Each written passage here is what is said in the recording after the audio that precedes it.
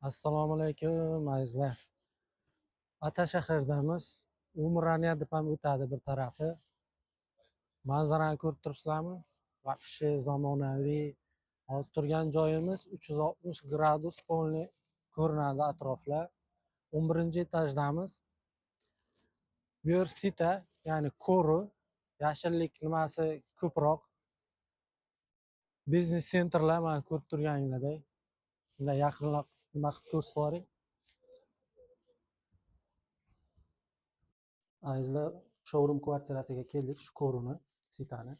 2+1, xudo xohlasa hozir qisqacha ko'rsatib o'taman. Mana kirishimizda ko'rib turganingizdek kir mashina. Zo'r jihozlangan, xohlasangiz shu shaklda taslim qilinadi, xohlasanglar dizaynni o'zingizlar tanlaysizlar. Hop, zaldan boshlaylik. Kuxnyamiz mana ko'rib turibsizlar, juda ajoyib, menga yoqdi. Отдельно bo'lib qo'yibdi, yopiq kuxnya hisoblanadi.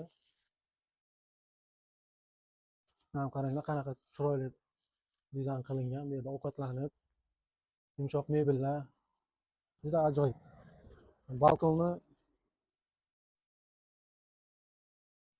ko'rib turganinglardek, balkoni o'shim dahshat. Kengligini qaranglar, bemalol. Mana bu yerda 6 kishilik qo'ysanglar ham bo'ladi. Manzara o'sha manzara. Bilasizlar, dunyoda sanoqli bu zdaniyadan 3 tami zdaniya bor bunaqa dunyoda. Kvadrat metrlarni keyin tashab qo'yaman sizlarga. Dizaynni hozir ko'rsatib o'tay. Sanuzel keng, juda ajoyib. Bolalar yotoqxonasi. Ko'rib turganingizdek, shkafchiklari, hamma narsasi sig'adi. O'tirib darsini qilsa bo'ladi. PlayStation o'ynaydigan sharoitlar, katalogni juda ajoyib dizayn qilishibdi.